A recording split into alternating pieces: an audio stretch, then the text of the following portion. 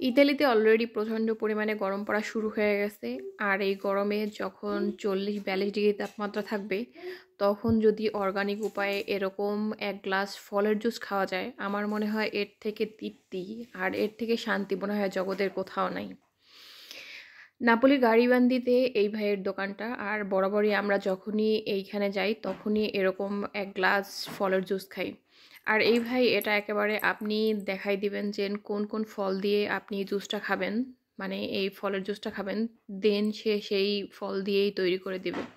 তো আমরা এখানে আনার এবং হলো গিয়া মালটার একটা জুস, এই দুইটা মিক্স করে বলছিলাম বানিয়ে দিতে।